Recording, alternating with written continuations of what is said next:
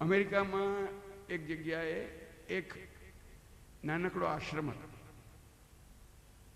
આપણે આ સાબરમતી આશ્રમ કે કોચરબ આશ્રમ જોયો હોય તો એની કલ્પના જ ના આવે એવો સાવ જુદી જાતનો આશ્રમ. અત્યારે એ આશ્રમ છે કે નહીં એ પણ મને ખબર નથી, પણ મેં બહુ વર્ષો પહેલાં જોયેલો.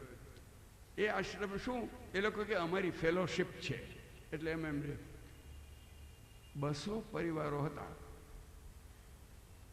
આખા મોહલ્લામાં, અથવા બીજા બધા મોહલ્લામાં પણ બધા મળીને 200 પરિવારનો એક આશ્રમ. એ 200 પરિવાર,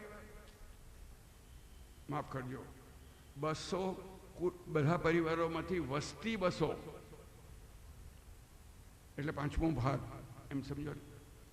જો 5નું કુટુંબ હોય તો એવડું એક આશ્રમ. નક્કી શું કરેલું કે આ જે રહેનારા લોકો છે એ જેટલું કમાતા હશે એ બધાની કમાણી ભેગી કરીને બધા વેચીને ખાશું. એ સિવાય બીજું કંઈ આશ્રમ અધ્યયન વગેરે બહુ કરતા, પણ એમના આશ્રમનો નિયમ જો હોય તો એ બધી કમાણી. પણ તમે જરા કલ્પના કરો કે 40 પરિવારો પણ નક્કી કરે છે, અને એ 40 પરિવારોમાં અમેરિકાના સારી પેઠે ધનવાનથી માંડીને માંડ જેનું પેટ પૂરાય એવા ગરીબ, બંને પ્રકારના, ગોરા અને કાળા બંને પ્રકારના લોકો હતા. પણ નક્કી એમ કરેલું કે પૂરી કમાણી ભેગી કરીને રહેવું. એટલા માટે હું એને આશ્રમ કહું છું. કારણ કે કાલે આપણે કહ્યું હતું ને કે જ્યાં એક ઉદ્દેશથી સાથે જીવે, જ્યાં સુખ સૈયારા હોય, જ્યાં દુઃખ સૈયારા હોય, જ્યાં સાથે મળીને ભગવાનનું ભજન થાય, એનું નામ આશ્રમ. તો એમાંથી એમણે આ તો કર્યું હતું, એટલા માટે મેં એને આશ્રમ કર્યું. ત્યાં આગળ મને એમ કહ્યું કે અમારે તમને તમારી સાથે ચર્ચા કરવી છે, એટલે એકાદશ વ્રત વિશે કંઈક કહો. અમેરિકામાં એકાદશ વ્રત વિશે કોઈ પ્રશ્ન પૂછશે એને માટે બંદા કંઈ તૈયાર થઈને ગયેલા નહીં. એને કહ્યું કે એકાદશ વ્રત છે, એટલે પછી મને ત્યારે વધારે રસ પડ્યો, એટલે મેં એને પૂછ્યું કે કયા વ્રત વિશે તમારે જાણવું છે. એટલે મને થયું કે કોણ જાણે કયું કહેશે. એમ બિલકુલ કલ્પના નહોતી, પણ એણે કહ્યું અમને સ્વદેશી વ્રત વિશે વધારે સમજવું છે. અમેરિકામાં કહે છે સ્વદેશી વ્રત. મને હતું કે કદાચ અસ્પૃશ્યતા નિવારણ કે, કારણ કે કાળા અને ગોરા લોકો સાથે સાથે રહેતા હતા, એટલે એમના કંઈક પ્રશ્નો આવતા હશે એ કહેશે. મને હતું કે ત્યાં આગળ સેક્સ વિશેના વિચારો કંઈક જુદા હશે તો બ્રહ્મચર્ય વિશે પ્રશ્ન પૂછશે. સ્વદેશી વિશે કહો. તમને સ્વદેશી વિશે કેમ પૂછવાનું મન થયું? એમ પાછું હું ઉલટો ફરી પ્રશ્નો જ કર્યા કરતા. ત્યારે એણે એમ કહ્યું કે સ્વદેશી એટલે નેબરહુડનેસ, સ્વદેશી એટલે પડોશી ધર્મ. એવું નથી કહ્યું ગાંધીએ? આપણે બે કાન પકડ્યા કે સ્વદેશી એટલે પડોશી ધર્મ. એ માણસ છે,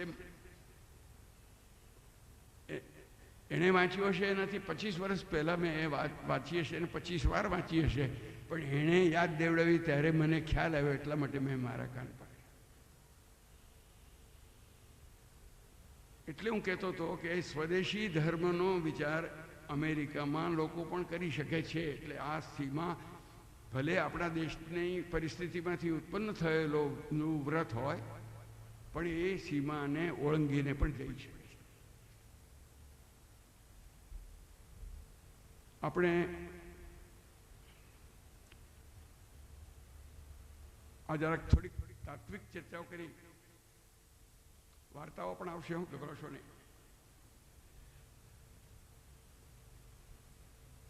આ એવો કાળ હતો, મેં જે ગઈકાલે વર્ણન કર્યા હતો ત્યાર પછીનો કાળ, કે જેમાં પહેલા 2-3 વર્ષો તો ખૂબ જબરદસ્ત આંદોલનના પણ હતા. ઠેર ઠેર સભા સરઘસો થાય ને જેલમાં જાય ને પકડાય ને માર પડે ને કાલે અમૃતભાઈએ મને કહ્યું કે તમે તો ગંગાબેનની વાત કરતાં કરતાં લીલાવતીબેનની વાત કરવા લાગી ગયા. વાત સાચી. એ ગંગાબેનનું માથું ફૂટેલું તો આખી સફેદ સાડી કેસરિયા થઈ ગઈ. એ સરઘસની આગળ ને પાછલી લીલાવતીબેન એમને પેલો ફોજદાર સાંજે લઈ ગયેલો ને એને પછી એ ફોજદારને ધમકાવેલો. તે વાત એ એક જ વાર્તામાં બંને વાતો હતી. એમાંથી હું બીજી વાત પર ચડી ગયેલો ને પહેલી વાતની એમણે યાદ કરી. આવું બધું તો ચાલ્યા જ કરતું. પણ એમાંથી એક વાત મારે તમને કહેવી છે કે વાતાવરણ કેવું હતું.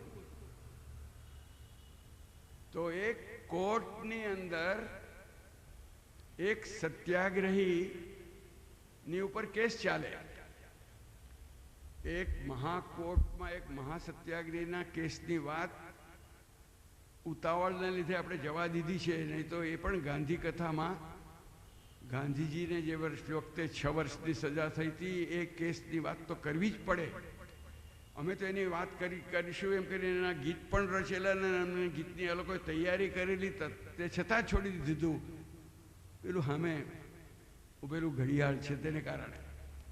પણ આ કેસની વાત કરીશ જેમાં એટલું બધું મોટું નામ જાણીતું નહોતું. એવડા મોટા સત્યાગ્રહી નહોતા ગાંધી જેવા, પણ કોર્ટમાં કેસ ચાલતો હતો સત્યાગ્રહીનો. ને સત્યાગ્રહીનો સામાન્ય નિયમ એમ કે પોતે જ પોતાનો ગુનો કબૂલ કરે. કારણ કે ગુનો એ પેલા લોકોનો કાયદા મુજબનો ગુનો હોય તો કે હા અમને એ કબૂલ છે, હા અમે તો એનો તમારા કાયદાનો ભંગ કરવો એ જ અમારો કાર્યક્રમ છે, એટલે એ કબૂલ કરવાનું કંઈ મુશ્કેલ નથી. પાછો એ લોકોનો રિવાજ જેમ મેં ખુદીરામના દાખલા આપતા કહ્યું હતું કે છેલ્લે પૂછે તમારે કંઈ કહેવાનું છે. એટલે આ કેદીને પૂછવામાં આવ્યું. એ કેદીનું નામ હતું ઝવેરચંદ મેઘાણી. એણે કહ્યું કે ના મારે કંઈ કહેવું નથી, આપની રજા હોય તો એક ગીત ગાવું છે. અને એ ગીત એવું ગાયું આપણે આખું નથી ગાવાના. એમની માફી માંગી લઈને પણ એવું ગાયું કે આખી કોર્ટ તો રડી પણ મેજિસ્ટ્રેટ પણ રડ્યો. એની આંખમાંથી પણ આંસુ નીકળ્યા. કારણ એમાં આખા દેશની આપણું માઇક્રોફોન પણ રડે એવું છે.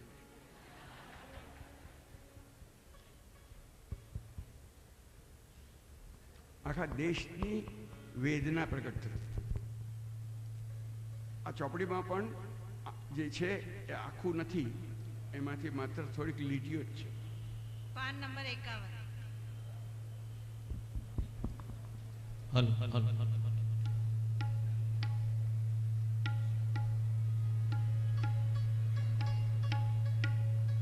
હજારો વર્ષની જૂની અમારી વેદનાઓ કલેજા ચીરતી કંપાવતી અમ ભય કથાઓ. મરેલા ના રુધિરને જીવતાના આંસુડાઓ. સમર્પણ એ સહુ તારે કદમ પ્યારા પ્રભુ. સમર્પણ એ સહુ તારે કદમ પ્યારા પ્રભુ. અમારા યજ્ઞનો છેલ્લો બલિ આમીન કહેજે. ગુમાવેલી અમે સ્વાધીનતા તું ફેર દેજે.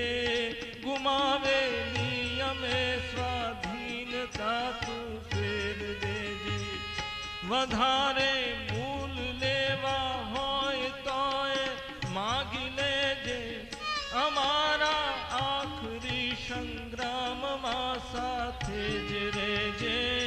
અમારા આખરી સંગ્રામમાં સાથે જ રહેજે.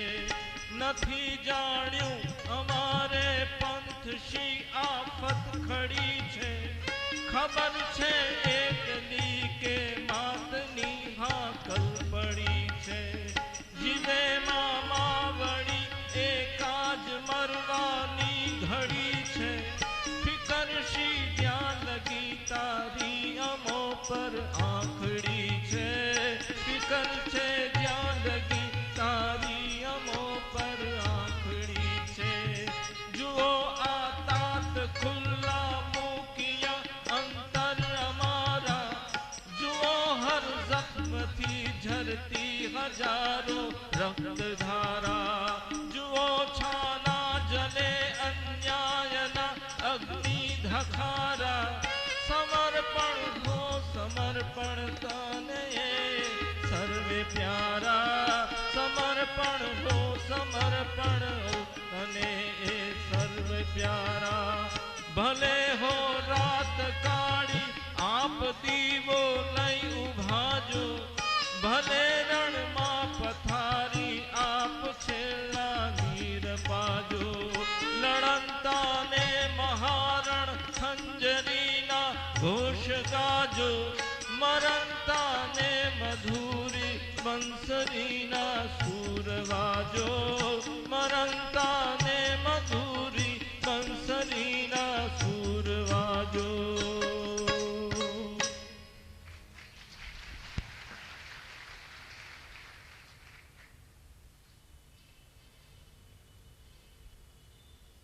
ગાંધીજીનો ઘણા કામો વિશે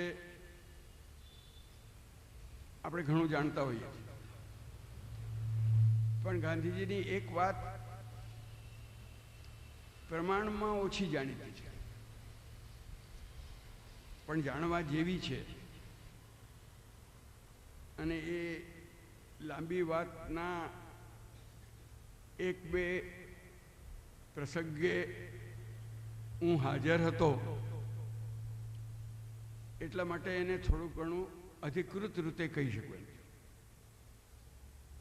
તે એ કે વચગાળામાં જ્યારે આપણા દેશમાં પ્રાંતિક સ્વરાજ હતું ને એમાં કેટલાક પ્રદેશોમાં કોંગ્રેસની સત્તા હતી, બીજા કેટલાક પ્રદેશોમાં બીજી સત્તા હતી. તેમાં સેંકડો નહીં પણ કદાચ તો છે જ, કારણ કે હજારોની સંખ્યામાં કેદીઓ હતા. અને જે કેદીઓ હતા એમાં એવા કેદીઓ પણ હતા, અથવા રાજનૈતિક કેદીઓમાં એવા કેદીઓ જ હતા કે જેની ઉપર હિંસાનો આરોપ હતો, કાં શક હતો, કાં આરોપ પુરવાર થઈ ચૂકેલો હતો. અને કોઈકને 5 વર્ષ, કોઈકને 10 વર્ષ, કોઈકને 15 વર્ષ, કોઈકને 20 વર્ષ, કોઈને આજીવન ટીપ, જન્મ ટીપ એવી સજાઓ હતી. અને ગાંધીજીએ ચૂપચાપ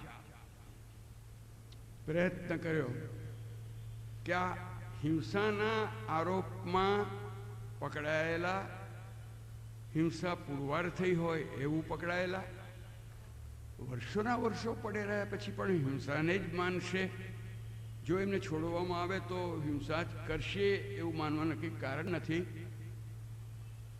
જો મારાથી બનતું હોય તો હું એ લોકોના મન પહેલાં પારખું અને એમની સાથે વાત કરી જાઉં, અને મને જો ખાતરી થાય કે આ માણસ બહાર આવ્યા પછી હિંસા તો નહીં જ કરે, તો એમના વતી હું બાંયધરી લઉં કે આપને જો તમે છોડશો તો એ હિંસા નહીં કરે એટલી હું બાંયધરી લઉં છું.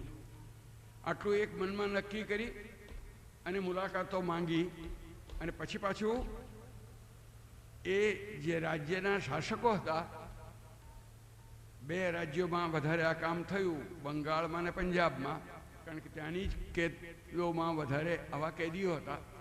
એટલે બંને રાજ્યોના, અત્યારે આપણે એને ચીફ મિનિસ્ટર કહીએ પણ તે દિવસોમાં એને પ્રીમિયર કહેતા, એ જે તે મુખ્ય પ્રધાન, એ મુખ્ય પ્રધાનોને મળ્યા, એની સાથે વાત કરી, એમના ગૃહ પ્રધાન હોય તો તેની સાથે વાત કરી અને એમને સમજાવ્યું.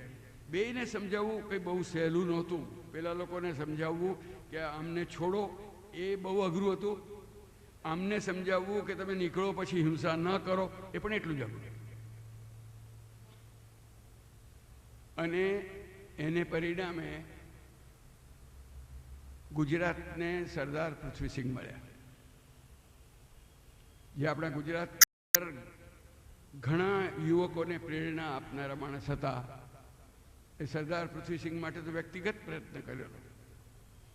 નામ તો બધાને આપણે જાણતા નથી, પણ એને પરિણામે 1100 કેદીઓને હિંસાના આરોપમાં પકડાયેલા 1100 કેદીઓને ગાંધીએ મુક્તિ અપાવી. આ કેદીઓને આમ સમજાવ્યું, પણ એમને કેદમાં રાખનારાઓને બીજી રીતે આ જ વિશે સમજાવવો પડે છે. તે પણ આપણે એની સાથે સાથે જ લઈ લેવાના છીએ. હવે જાગ્યા ત્યારે સવાર થઈ છે, ભલે એ વાટ ભૂલ્યા હો, પંથ ચૂક્યા હો, દ્રષ્ટિ હવે બદલાઈ ગઈ છે. હવે એ જાગ્યા ત્યારે સવાર થઈ છે, હવે જાગ્યા ત્યારે સવાર થઈ છે. ખરેખર શોર બકોરે યૌવન જોરે બહુ મૂલી ઘડીઓ ગઈ છે, પરંતુ જાગ્યા ત્યાર સવાર થઈ છે, પરંતુ જાગ્યા ત્યાર સવાર થઈ છે. થોડી ઘણી મસ્તી કીધી, જિંદગાની સસ્તી કીધી, થોડી ઘણી મસ્તી કીધી, જિંદગાની સસ્તી કીધી. ભલે એના ગોરહા કોટે તોટમ તોટે આપની થોડી ઊંઘવી થઈ છે, ભલે એના ગોરહા કોટે તોટમ તોટે આપની થોડી ઊંઘવી થઈ છે. તોય હવે જાગ્યા ત્યાર સવાર થઈ છે, તોય હવે જાગ્યા ત્યાર સવાર થઈ છે. સજા ઘણી ભોગવી લીધી, જુવાની તો જેલમાં વીતી, સજા ઘણી ભોગવી લીધી, જુવાની તો જેલમાં વીતી. જિંદગી દેશને ખાતર તારા વિંદર એમની તો ઘૂમરાઈ ગઈ છે, જિંદગી દેશને ખાતર તારા વિંદર એમની તો ઘૂમરાઈ ગઈ છે. હવે જ્યારે જાગ્યા ત્યાર સવાર થઈ છે, હવે જ્યારે જાગ્યા ત્યાર સવાર થઈ છે. હવે એ ફેર વિચારે ગઈ ગુજરી વિસારે, હવે એ ફેર વિચારે ગઈ ગુજરી વિસારે. લોકોથી છેટા પડ્યા, એકલા રહ્યા, વચમાં ઊંડી ખાઈ પડી છે. લોકોથી છેટા પડ્યા, એકલા રહ્યા, વચમાં ઊંડી ખાઈ પડી છે. હવે એ પૂરવાની આવી ઘડી છે, હવે એ પૂરવાની આવી ઘડી છે. હવે તો જાગ્યા ત્યાર સવાર થઈ છે, હવે જો એ મુક્તિ પામે વાલા દેશને નામે, હવે જો એ મુક્તિ પામે વાલા દેશને નામે. તો તમે ચોક્કસ જાણજો, મારું માનજો, સેવા એમની દેશને કાજર પાઈ ગઈ છે.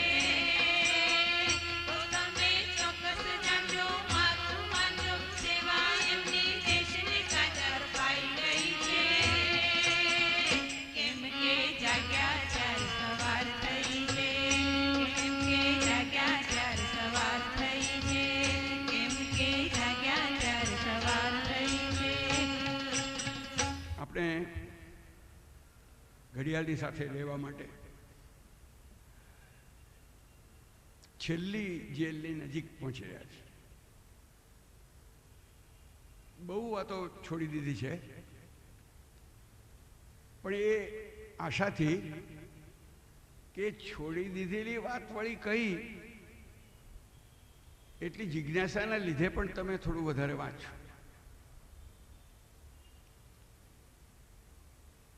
પણ ભારત છોડો આંદોલન, એ આંદોલન વખતે સરકાર અને ગાંધીજીને વચ્ચે ગાંધીજી જેલમાં ગયા પછી મહિનાઓ સુધી જે પત્ર વ્યવહાર થયો હતો, એ પત્ર વ્યવહારનો મુખ્ય મુદ્દો એ હતો કે આ ભારત છોડો આંદોલનમાં જે હિંસા થઈ, એ હિંસા બધી ગાંધીએ ઉશ્કેરેલી હતી અને એને માટે ગાંધી જવાબદાર છે એમ સરકાર કહેતા હતા. અને ગાંધી કહેતા હતા કે હું તમારી સાથે વાત કરવાનો હતો અને આમાંથી પણ કેમ ઉકેલ નીકળે એ વિચારવાનો હતો. તે વાત કરવાની અને ઉકેલ શોધવાની તમે મને તક જ ના આપી અને તમે આ આંદોલન દેશની ઉપર લાદ્યું. સારની અંદર આ બે જણના બે પ્રકારના આવા મતો હતા. એ જે મતો હતા એની પાછળ બધા ખૂબ વધારે વિગતવાર એને આપણે લઈ શકીએ એમ છીએ, પણ એને પણ આપણે જે છોડશું.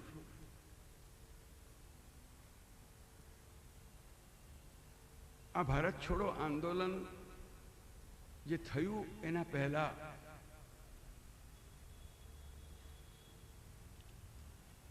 થોડુંક આપણે પરિસ્થિતિને સમજી લેવી જોઈએ. બીજું વિશ્વયુદ્ધ ચાલતું. વિશ્વયુદ્ધમાં એક પછી એક ઇંગ્લેન્ડ, ફ્રાન્સ વગેરે દેશોને સાથી રાષ્ટ્રો કહેતા. એ સાથી રાષ્ટ્રોની હાર થતી જતી હતી અને પેલાને ધુરા રાષ્ટ્ર કહેતા હતા, એક્સિસ.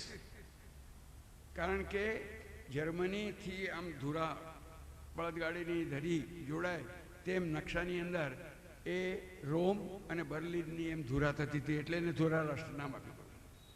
અને પછી પાછળથી જાપાન એમાં જોડાયું તો પણ તે પણ ધુરા રાષ્ટ્રમાં જ કહેવાતું. ત્યાં કંઈ ધુરા હોય તો વાંકી આવે એવું હતું, પણ છતાં પણ એને પણ ધુરા રાષ્ટ્ર કહેતા. સાથી રાષ્ટ્ર, ધુરા રાષ્ટ્ર. અલબત્ત મોટે ભાગે તો આપણે અને દુશ્મન આ શબ્દ વધારે વાપરે. એનિમી કન્ટ્રીઝ આ શબ્દ વધારે વાપરે. એ વાતાવરણ એવું હતું કે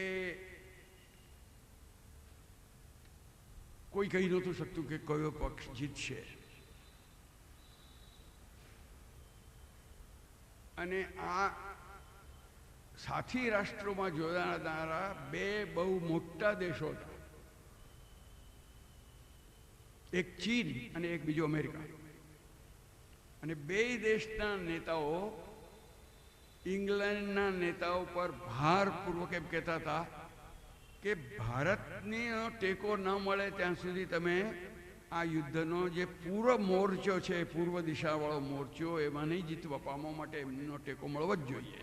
એટલું પ્રેશર એમની ઉપર આવું બધું પડતું હતું. પણ ત્યાં બેઠા હતા ચર્ચિલ, ઇનર ટેમ્પલ બેરિસ્ટર, જે અર્ધનગ્ન અવસ્થામાં વાઇસરોયની સીડી ચડે છે, એ કેનારો ચર્ચિલ. એ ચર્ચિલ જેનું મનોબળ અત્યંત મજબૂત હતું અને કોઈ વાતમાં સહેલાઈથી ફરે એમ નહોતું. એટલું તો નહીં, પણ એટલે સુધી કહી દેતા હતા એમના રાજદૂતોને, તમારા રાષ્ટ્રપતિને કહેજો કે જો હિન્દુસ્તાનની સ્વતંત્રતા વિશે વિચારવું તો મારી સાથે મહેરબાની કરી વાત કરવાની જરૂર નથી. એમ કરીને એમને બારોબાર પણ વિદાય આપી દે. એવો પણ એક બે પ્રસંગ થયેલો એવું હતું. તેના થયું કે હવે કંઈક તો કદાચ કરવું પડશે, તો કાંક આપણે એવું કરીએ કે આપણે દેશને કહીએ કે અમે તમારા માટે કંઈક એવું આપીએ છીએ કે જેનાથી બધાને સમાધાન થશે. એમ કરીને એમણે સર સ્ટેફર્ડ ક્રિપ્સ નામના એમના પ્રધાનમંડળના એક સભ્યને મોકલાવ્યા. અને એ આવ્યા એના પહેલાં તો વાંચતે ગાજતે રેડિયો ઉપર અને છાપાઓમાં બસ ક્રિપ્સ આવે છે ને હિન્દુસ્તાનને માટે વધામણીના સમાચાર લાવે છે ને કે મહાન યોજના લઈને આવે છે. આ સર સ્ટેફર્ડ ક્રિપ્સ જવાહરલાલજીના દોસ્તા. જવાહરલાલજીને પણ લાગે કે હવે આ ક્રિપ્સ આવતો હોય, સમાજવાદી, ગુલામ રાષ્ટ્રોને સ્વતંત્ર થવું જોઈએ માનનારો માણસ,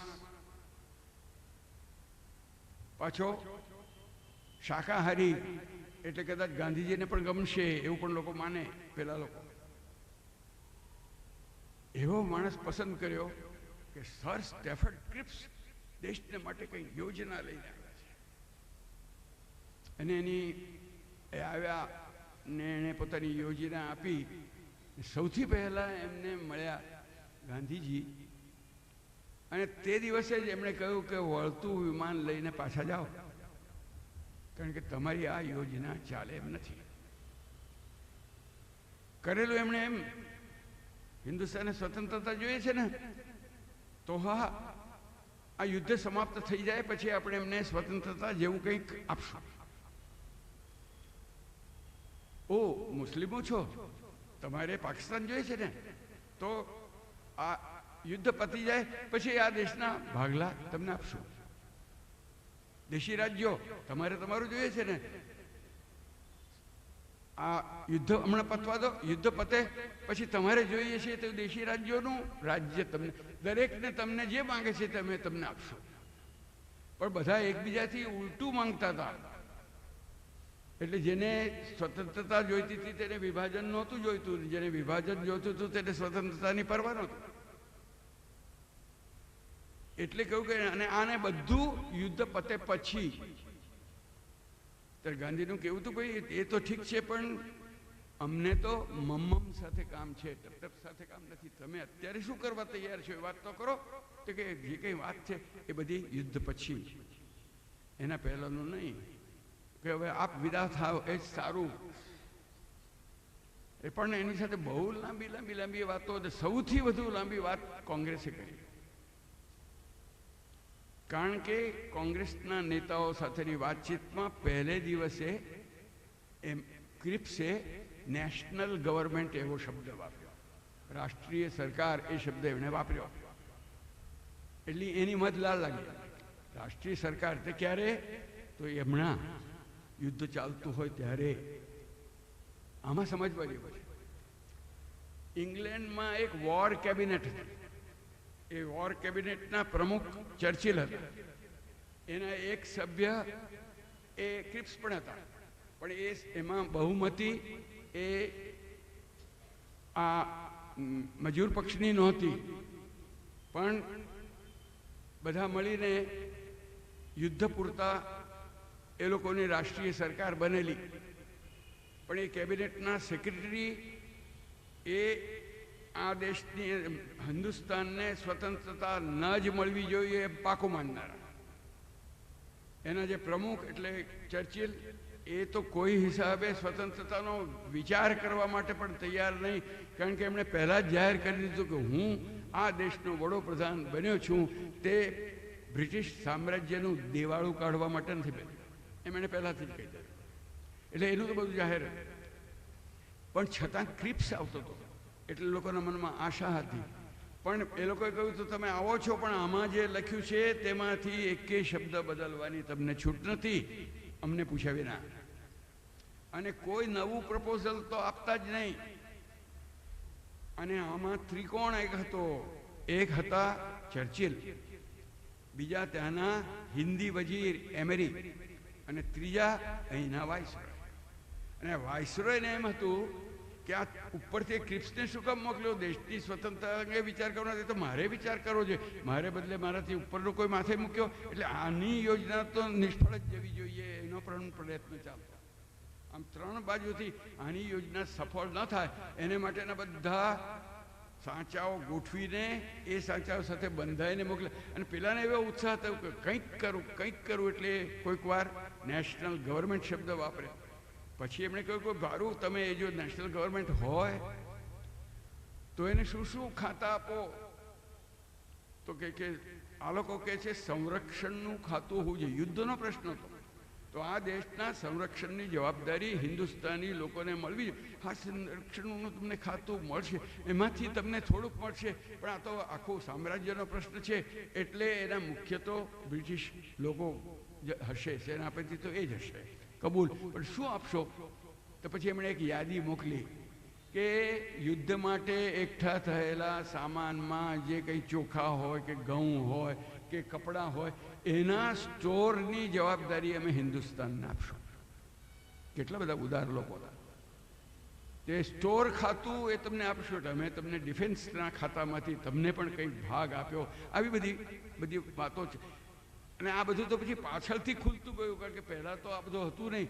એ તો મૌલાના અબુલ કલામ આઝાદ અને જવાહરલાલ નહેરુ છેવટ સુધી મહિના સુધી બેઠા, એમની સાથે ચર્ચા. કેટલું થઈ શકે એ.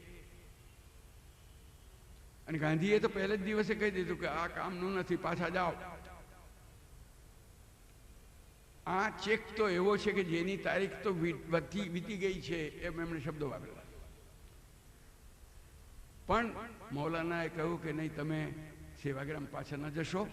એ તો કે મારું કામ પતી ગયું, અહીંયા નથી, તમે સેવાગ્રામ પાછા ન જશો, પણ અહીંયા રહીને એમને સલાહ આપતા રહો. એટલે હવે મૌલાના કહે છે તો રહીશ એમ કરીને રહ્યા. પણ છતાંય એમની ચર્ચા તો લાંબી ચાલી, એટલે પછી થોડાક દિવસમાં તો ચાલ્યા ગયા હતા પાછા. નિષ્ફળ જ થયા. હવે આ આપણે બહુ સમજવા જેવું છે, વિદ્યાર્થીઓએ ને શિક્ષકોએ, અથવા તો નાની પેઢી અને મોટી પેઢીએ, કારણ કે બધી પેઢીને લાગુ પડે.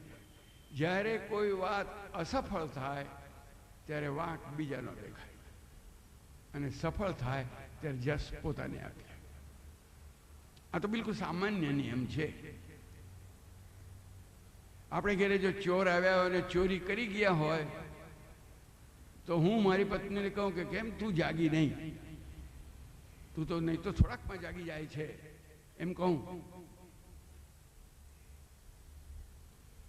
અને એ કહે કે હું તો જાગી હતી પણ તમે ઉઠ્યા નહીં.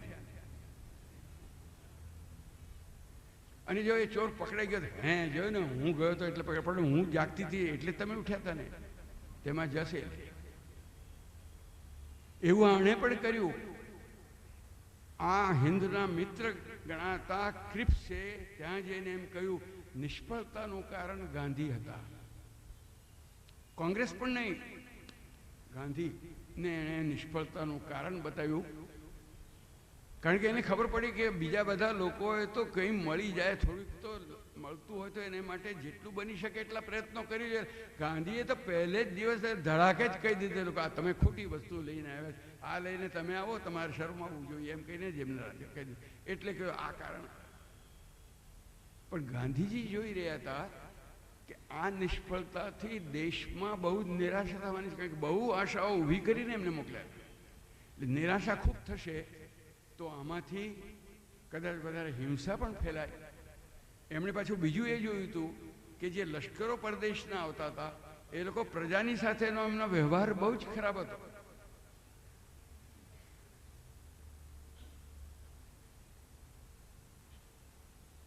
લાલ બહાદુર શાસ્ત્રીને મોઢે હું એક વાર સાંભળી ચૂક્યો છું.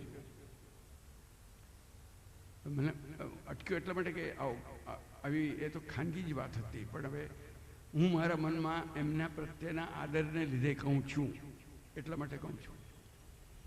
જ્યારે એક યુદ્ધમાં, ભારત પાકિસ્તાન વચ્ચેના યુદ્ધમાં ભારતની સેનાઓ જીતતી હતી ને લાહોરની પાસે હતી, અને પછી એ બીજી બાજુ વળી હતી, ત્યારે મેં લાલ બહાદુર શાસ્ત્રીને પૂછ્યું હતું કે આપણી સેનાઓ લાહોર પર કેમ ન ગઈ.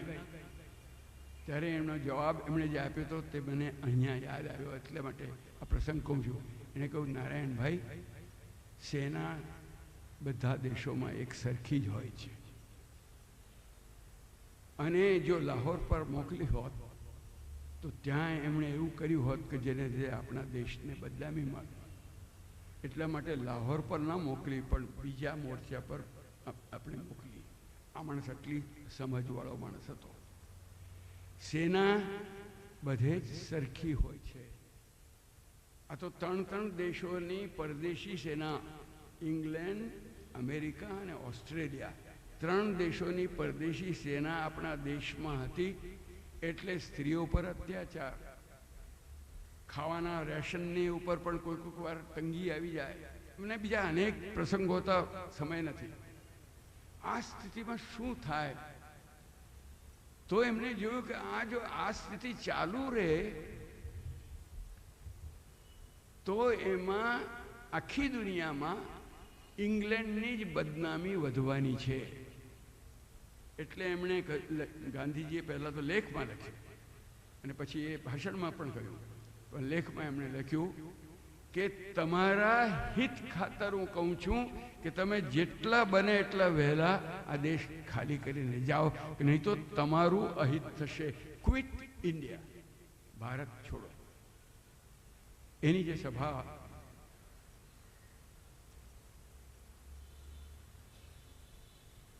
તે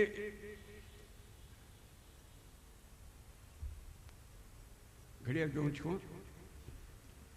વાતાવરણ એવું કે બધા નેતાઓ પકડાઈ ગયેલા. હજુ તો નેતાના પકડાવાની વાત તો હું કરવાનો છું, પણ જરા સરખું ગોઠવવાને માટે કહું છું કે નેતાઓ પકડાઈ ગયેલા. દેશને શું કરવું એ પૂરું સૂચતું નહોતું. ત્યારે કિસ્મત નામની એક ફિલ્મ આવી. એ કિસ્મત એ તે દિવસોમાં વધારેમાં વધારે પોપ્યુલર થઈ. કેમ? તો એમાં એક ગીત હતો, આખી ફિલ્મ મેં જોઈ છે, અને એ ફિલ્મમાં આખી ફિલ્મમાં એક જ ગીત જોવા માટે જ લોકો જતા, અને એ પાછું પહેલે પણ હતું પાછું છેવટે પણ પાછા ગાતા હતા, એટલે લોકો જોઈ રહે. તે તમને નિહારિકાબેન સંભળાવશે. आज हिमालय की चोटी से फिर हमने ललकारा है, दूर हटो ए दुनिया वाले, हिंदुस्तान हमारा है. आज हिमालय की चोटी से फिर हमने ललकारा है, दूर हटो ए दुनिया वालो, हिंदुस्तान हमारा है. जहाँ हमारा ताजमहल है और कुतुब मीनारा है, जहाँ हमारे मस्जिद सिखों का गुरुद्वारा है, उस धरती पे कदम बनाना अत्याचार तुम्हारा है. दूर हटो ए दुनिया वाले, हिंदुस्तान हमारा है. ક્વિટ ઇન્ડિયાનો પોકાર થઈ ચૂકેલો હતો ત્યારે સેન્સરે આ કિસ્મત ફિલ્મને પરવાનગી કેમ આપી? કારણ કે એની અંદર એટલું આવતું હતું કે તુમ ન કિસી કે આગે ઝુકના, જર્મન हो या બરતાની, જર્મન હોય કે માફ કરજો, જર્મન હોય યા જાપાની, તેને અમે લોકો પછી બદલીને જર્મન હોય યા બરતાની એમ કહેતા. તમે કોઈની સામે, અમે બ્રિટનને પણ એમાં જોડી દેતા. પણ એને કારણે એને પરવાનગી પણ બધા લોકોને એમ લાગે કે આપણો અવાજ આ ગીતમાં પ્રગટ થયો, દૂર હટોમાં. એ વાતાવરણમાં 8મી ઓગસ્ટના દિવસે મુંબઈના ગોવાલિયા ટેન્ક પર, જેનું નામ આજકાલ અગસ્ત ક્રાંતિ ચોક કે મેદાન કેવું કંઈક નામ છે, તેમાં આગળ સભા થઈ. એનું વાતાવરણ બધા રૂવાટા ઊભા થઈ જાય એવું. પણ 8મી, 7મી ને 8મી 2 દિવસ થઈ હતી. ગાંધીજીએ જે ભાષણ આપ્યું, સરદાર પટેલનું ભાષણ થયું, મૌલાના આઝાદ પ્રમુખ તેમનું ભાષણ થયું. એક એકથી એક ચડિયા હતું. ગાંધીજી તે દિવસે જે ભવનમાં હતા, એ ભવનમાં ગાંધીજી અને મહાદેવભાઈ એ બે વચ્ચે એક મતભેદની ચર્ચા ચાલતી. મતભેદ એ હતો કે મહાદેવભાઈ કહેતા હતા કે બાપુ આપના આ ભાષણ પછી હવે સરકાર તમને બહાર નહીં રાખે. અને બાપુ એમ કહેતા હતા કે મેં મારા ભાષણમાં કહ્યું છે કે હું તો વાઇસરોયને કાગળ લખવાનો છું અને 15 દિવસની નોટિસ આપવાનો છું, અને 15 દિવસમાં જો કંઈ નહીં હોય તો પછી શું કરવું એ આપણે વિચારવાનું છે. બધી બહુ વાર છે, એટલે મને તો 15 દિવસ સુધી તો નહીં જ પકડે. બિરલા હાઉસના આગલા ખંડમાં 2 પથારીઓ, એક મારા પિતાશ્રીને અને એની બિલકુલ પડકે મારી. નાના જેવું જ એક મોટું ઘડિયાળ, પણ એ ઘડિયાળમાં મોટા ટકોરા વાગ્યા કરે. ટકોરા વાગે ત્યારે હું વચ્ચે વચ્ચે જાગી જાઉં. 1 વાગ્યો, 2 વાગ્યો, ને જોઉં કે મારા પથારીમાં માથા પાસે કોઈક વાત કરે છે. 2 જણની વાતો ચાલે, કસ્તુરબા અને મહાદેવભાઈ.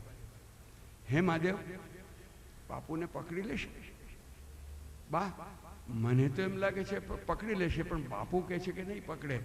અને મારાનો બાપુનો જ્યારે મતભેદ હોય છે ત્યારે દરેક વખતે એ જ સાચા હોય છે, એટલે કદાચ ના પણ પકડે, પણ મારે માનવામાં નથી આવતું કે કેમ ન પકડે. લગભગ સારાંશમાં હું કહું છું, આ 2-3 વાર સુધી સાંભળ્યું. 4 ટકોરા થયા એટલે કે બાપુ જ સાચા. કારણ કે 4 વાગ્યા પછી તો બાપુનો કોઈ દળ પકડે નહીં, એટલે બાપુ જ સાચા પડવાના. એટલામાં તો પછી 4 વાગ્યા એટલે બીજા લોકો પણ જાગતા હતા. એટલે કે ચાલો આપણે સરદારને તો પકડ્યા જ હશે. સરદારનું ભાષણ તો બાપુ કરતાં તો વધારે તીવ્ર હોય, તો સરદારને તો પકડ્યા જ હશે, ચાલો એમને ટેલિફોન કરીને જોઈએ. ટેલિફોન કરવા જઈએ તો ટેલિફોન ડેડ હતો. એના સમજણ પડી, જે પાછળથી સમજાયું કે ટેલિફોનની લાઈન જ કાપી નાખી હતી. તેનો જ એમને ત્યાંથી આપણો ટેલિફોન કંઈક બગડ્યો લાગે. એટલે સ્વામી આનંદ હતા કે ચાલો હું પડોશના ઘરે જઈને ત્યાંથી ફોન કરીને પૂછ્યું કે સરદાર હજુ બહાર છે કે જેલમાં.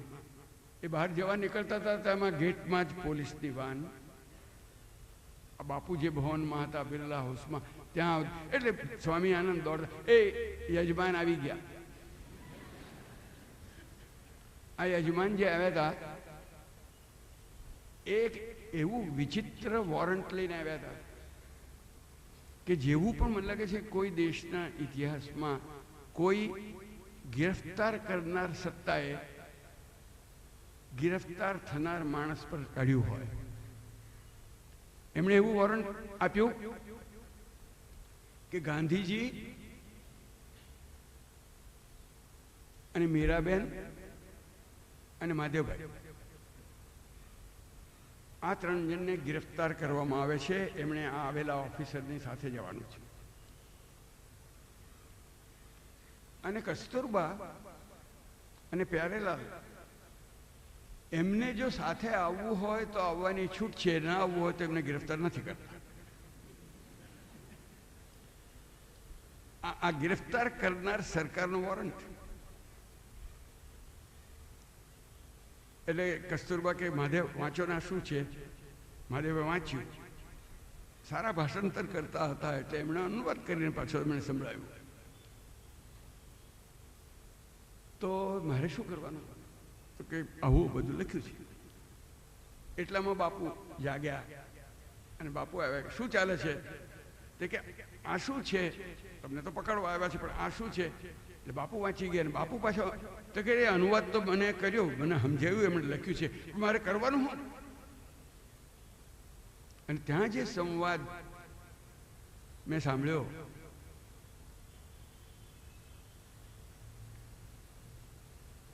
એ બહુ પવિત્ર સંવાદ હતો. બાપુ કે છે કે આ તો એમ કે છે કે તારે જો બહાર રહેવું હોય તો તું બહાર રહી શકે, તારે જો મારી સાથે આવવું હોય તો તું સાથે આવી શકે.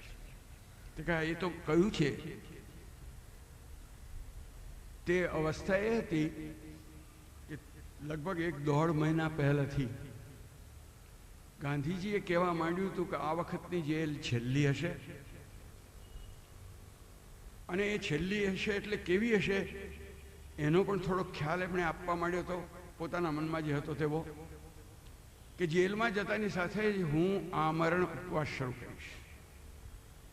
1-2 વાર વચ્ચે એમ પણ બોલી ગયેલા કે પાણી પણ કદાચ ન લઉં. એકાદ વાર તો એમ પણ કહેલું કે કદાચ હું સિમેન્ટનો કોથળો હું એમ પડી રહીશ, હલનચલન પણ નહીં કરું. એટલે સુધી એમના મનમાં તીવ્રતા હતી, હું આમ કંઈક કરીશ. ગાંધીજીને કસ્તુરબાનો 61 વર્ષનો સાથ. આ જો પકડાય તો કદાચ પાછા ના આવે. અને એમને જે પસંદગી આપવામાં આવી તે કે તમારે ત્યાં હોય તો આવો. તો એ તો છે, પણ મારે કરવું શું? ફરી પાછું તો કહે છે કે તું હવે મને મારો જ અભિપ્રાય પૂછે છે? તો કે હા, તારે મારી સાથે જો આવવું હોય તો જરૂર આવો, હું એનો જરાય વાંધો નહીં ઉઠાવું. તું જરૂર મારી સાથે આવી શકે છે, પણ મને જો પૂછે તો મારે આવતીકાલે શિવાજી પાર્કમાં જે સભામાં ભાષણ કરવાનું છે ત્યાં મારા વતી તું ભાષણ કરી. આવતીકાલ નહીં, 4 વાગી ગયા હતા એટલે આજે સાંજે 9મી ઓગસ્ટની સાંજે જે ભાષણ કરવું તે તું કરજે. અને પછી ત્યાં કદાચ પકડે, પણ જો એટલું સમજજે પછી ત્યાં પકડે તો પછી કંઈ તારે મારી સાથે જ રાખે એવું નહીં. આ ઓર્ડર એવો છે કે આમાં તો તને સાથે રાખવાની વાત છે, પસંદ તારે કરવાનું છે. આખા જીવનનો સાથ એની સાથે છેલ્લા દિવસોમાં રહેવું. ગાંધીને પસંદગી પેલી છે. મેં આટલું વર્ણન કર્યું, એટલો પણ વખત નહોતો ગયો અને કસ્તુરબાએ કહ્યું આવા દિવસોમાં તમારી સાથે રહેવાનું કેમ ન મન થાય, પણ મને એ ગમે એના કરતાં પણ તમને ગમે તે કરવું એ મને વધારે પસંદ છે.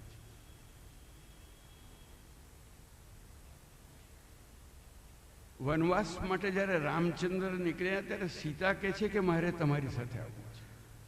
રામ કહે છે કે તું સાથે ના આવીશ, અને છતાં છેવટે સીતા ગઈ. આ જેલવાસ માટે નીકળેલો પુરુષ કહે છે કે આવવું હોય તો આવ, ના આવવું હોય તો નહીં, મારા તરફથી તને કોઈ નકાર નથી. સ્ત્રીને આવવાનું જ ગમે એ પણ સ્વાભાવિક છે ને કહે છે પણ એને ગાંધીની ઈચ્છા પૂરી કરવી એનું વધારે મોટું કર્તવ્ય લાગ્યું, એટલે એ જેલમાં ના ગયા બાપુની સાથે. અમે સામાન બાંધતા હતા. મહિનાઓ પહેલા મારે ને મારા પિતાશ્રીને એક સંવાદ થયેલો. સંવાદ એવો કે મેં કહ્યું કે હું એમને કાકા કહેતો, કાકા તમે કોઈ મૌલિક લખાણ લખતા નથી. તમે તો બધું બાપુએ આમ કહ્યું, બાપુએ આમ કહ્યું એમ જ ધકો છો. પોતાનું કંઈક મૌલિક, મારા મનમાં તેમ કે કંઈક નવલકથા લખે તો સારું, એટલે કે તમે મૌલિક કંઈ લખતા. એટલે કાકાએ હસીને જ કહ્યું કે મૌલિક તો તું લખજે, તને સોંપ્યું. પછી કે એમ તો મારા મનમાં ઈચ્છા તો છે, પણ ફુરસદ ક્યાં છે? અંગ્રેજ સરકાર જો ફુરસદ અપાવે તો હું મારા મનમાં 6 નવલકથા લખવાનો પ્લોટ તો મનમાં ઘડાઈ જોઈએ. 6 નવલકથાના પ્લોટ મગજમાં કે લખીશ. તે દિવસથી હું એમની યાત્રામાં જે સાથે ફરતો ત્યારે લખવાના કોરા કાગળની એક થપ્પી પણ સાથે રાખતા. એટલે મેં નક્કી કર્યું કે હવે તો અંગ્રેજ સરકાર ફુરસદ અપાવવાની છે. પશ્ચિમની કથામાં આવે છે ડેમોક્રેસની તલવાર માથા ઉપર લટકે છે. તલવાર ગમે ત્યારે માથા પર પડી શકે.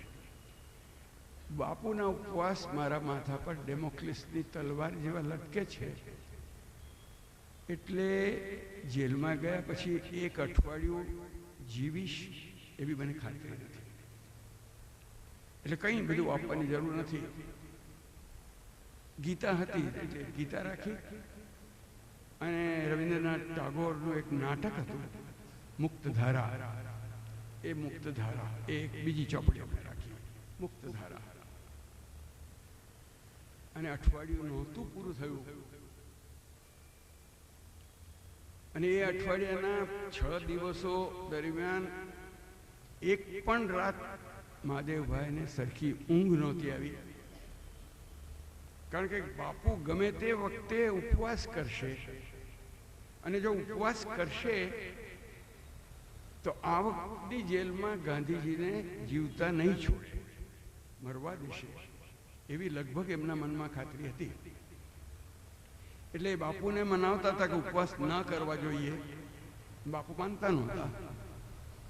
છેવટે એમણે એવું એમને મનાવ્યું કે કમસે કમ તમારા મનમાં આવો વિચાર છે એ વાત તો તમે સરકારને લખો, એમનો જવાબ આવે પછી તમે નક્કી કરો. અને એવો ગાંધીજી એ વાત સ્વીકારી, અને ગાંધીજીને જે કાગળ લખવાનો હતો એ મહાદેવભાઈના અક્ષરમાં લખાયો. એ એમનું છેલ્લું લખાણ. એટલે એમણે લખ્યો, અને તે દિવસે કહ્યું કે હજી જરાક નિરાશ થઈ. હવે 15 દિવસ તો મળ્યા, અઠવાડિયું કાગળ બાગળ જાય અને પછી જવાબ આવે. 15 દિવસ સુધી તો બાપુ ઉપવાસ નથી કરવાના. બાપુના ઉપવાસ 15 દિવસ ઠેલાયા. એની રાહત એમને સવારના પહોરમાં હતી. આગલા દિવસોમાં પ્રાર્થનામાં ભજનો ગાવાની એમની ડ્યુટી હતી. એમાં એમણે કરલે સિંગાર ચતુર અલબેલી એમનું ભજન બહુ પ્રિય. તે દિવસે સવારે સરોજિની નાયડુ પણ એમાં એમના સાથે પકડાનારા લોકોમાં હતા કે મહાદેવ, તમે તો જાણે કે વરરાજા થવાના હો એવો લાગો છે કે મૂછપૂછને બરાબર ટ્રીમ કરી છે ને. એમ મહાદેવ જ્યારે રૂપાળા તો દેખાતા, અને 50 વર્ષની ઉંમરે તો કોઈ પણ સ્ત્રીને રૂપાળા લાગે એવા રૂપાળા હતા. અને સરોજિની નાયડુ તો રસિકા જ હતા. તે ટ્રીમ કરીને બધું તૈયાર. કરલે સિંગાર ચતુર અલબેલી સાજન કે ઘર જાના હોગા. 15મી ઓગસ્ટ 1942નો દિવસ. બાપુ સ્નાનમાં હતા. મહાદેવભાઈ બાપુને વિશે જેલના અધિકારીની સાથે વાત કરતા હતા. એટલામાં કસ્તુરબાની બૂમ સંભળાઈ. કસ્તુરબાને 2-3 દાડા પછી એ કેદમાં લઈ આવ્યા હતા કે સુશીલા, ડૉક્ટર સુશીલા નાયર, જે પ્યારાલાલજીની બહેન અને ગાંધીજીની સાથે એમના ડૉક્ટર તરીકે પણ હતી. તો સુશીલા, મહાદેવને કંઈક થાય છે, આવો. સુશીલાબેને પૂરું નહોતું સાંભળ્યું. મહાદેવભાઈ બોલાવે છે, આવો કે એવું કંઈક સાંભળ્યું. એટલે એમને થયું કે હું માલિશ કરું છું, માલિશ પૂરી કરેલું જાઉં. એટલે ફરી પાછી બૂમ પાડી. એટલે દોડ્યા. અને સુશીલાબેનનું કેવું છે કે જેટલા પ્રયત્નો થઈ શકે એટલા બધા પ્રયત્નો કર્યા, પણ મહાદેવભાઈ બચવા ના પામ્યા. ખેડા જિલ્લામાં જ્યારે સત્યાગ્રહ નિમિત્તે બાપુ, મહાદેવભાઈ અને સરદાર 3 જણ ફરતા હતા 1918માં. બાપુની બહુ ગંભીર માંદગી હતી અને એમ થતું હતું કે કદાચ આજની રાત કાઢે કે નહીં. મહાદેવભાઈએ આખી રાત ઉજાગરામાં અને પ્રાર્થનામાં કાઢી. અને એમનું એમ કહ્યું હતું કે મેં તો એટલી જ પ્રાર્થના કરતો હતો કે મારી જિંદગી લઈને એને બાપુને આપ. પ્રાર્થના કરતો હતો. અને કદાચ સવારના પહોરમાં કંઈક આંખ મળી હશે એટલામાં ઝપકીને જાગ્યા તો જુએ છે કે ડૉક્ટર છે કે બાપુની તબિયત સુધારા પર પલટાઈ છે. એ જે એક એમની એક ઈચ્છા 42ના ઓગસ્ટના 15મીથી બીજા 6 મહિના પહેલાં મહાદેવભાઈને હાર્ટ એટેક થયો તો એ પ્રવાસમાં જવાના હતા ને વર્ધા સ્ટેશને હાર્ટ એટેક થયો, ત્યાંથી પાછા આવ્યા. ટેલિફોન તે વખતમાં વર્ધામાં સેવાગ્રામમાં લાગી ગયો હતો. એટલે વર્ધાથી ટેલિફોન થયો કે મહાદેવભાઈને હાર્ટ એટેક જેવો છે. એટલે બાપુ કહે કે એને તરત જ મોકલી આપો સેવાગ્રામ. તો કે અમે તો એ કહેતા હતા કે અમે એમ કહે છે કે અમારે સેવાગ્રામ જવું છે અને અમે કહીએ છીએ કે એમને હોસ્પિટલમાં લઈ જવા જોઈએ. કે ના ના, અહીંયા જ એમના આવતા પહેલાં તો પથારી પાથરી દીધી હતી અમારા ઘરમાં. પણ અમારા ઘરમાં બાપુ આવીને બેસી ગયા હતા પથારી પાસે અને મહાદેવભાઈ આવ્યા, એમને સુડાવ્યા, પણ ઓશિકાને બદલે પોતાના ખોળામાં માથું મૂક્યું, હાથ ફેરવ્યો. આ ટેલિફોન પર વાત કરી ત્યારે રવિવારની સાંજ હતી ને રવિવારની સાંજે મૌન લે ને સોમવારની સાંજે એટલા જ વાગે એ મૌન છૂટે. આ એમનું મૌનનું વ્રત હતું, દર અઠવાડિયે 1 દિવસનું. મૌન લેવાઈ ગયું હતું. આવ્યા ત્યારે પેલું ટેલિફોન વગેરે થયું, પછી આવ્યા પછી મૌન લેવાઈ ગયું હતું. એ મૌન તોડીને એમણે માત્ર મહાદેવ હવે કેમ છે એટલું વાક્ય બોલ્યા. અને મહાદેવભાઈએ જવાબ આપ્યો કે હવે શું, હું તો આખે રસ્તે જે પ્રાર્થના કરતો હતો તે તો મારી પ્રાર્થના ફળી ગઈ. હું તો એટલું જ કહું, જો હું મરું તો આપના ખોળામાં માથું મૂકીને મરું, આટલી જ મારી પ્રાર્થના. હવે તમે મને તબિયતનું શું પૂછો?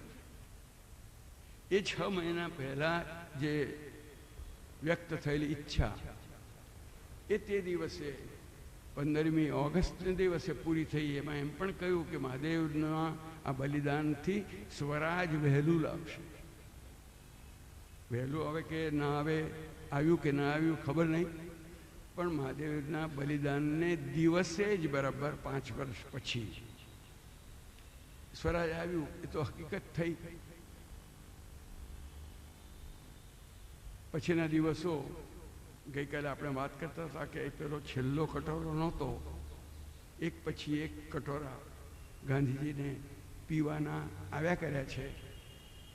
પણ આ જે કટોરો હતો એ ગાંધીજીને પણ ઠીક ઠીક વેદના આપી જાય એવો હતો. એ મહાદેવભાઈની ભસ્મ પોતાના કપાળ પર લગાડતા અને એ ભસ્મ રાખી મૂકી હતી કે દુર્ગા કોઈક વાર મળશે તો એને હું આપીશ.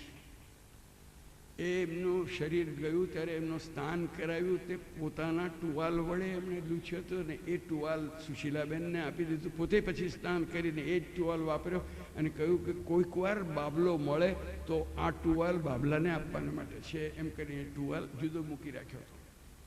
રોજ ત્યાં આગળ એમની જે સમાધિ હતી, જે સમાધિ પર જતા એમણે આગળ ચાલીને એની માટલી એ પકડી હતી એમ કહીને કે આજ સુધી મહાદેવ મારો દીકરો હતો, પણ આજે મારે એની ક્રિયા કરવી પડે છે, આજે હું એનો દીકરો છું એમ કહ્યું હતું.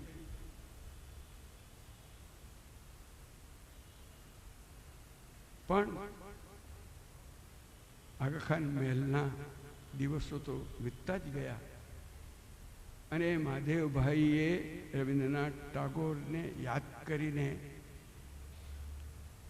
રવિન્દ્રનાથ ટાગોરની જે એક કવિતા હતી તેનો અનુવાદ જે કર્યો હતો તે આપણે યાદ કરીને આજની બેઠકને થોડીક મિનિટ મોડી પણ પૂરી કરીશું.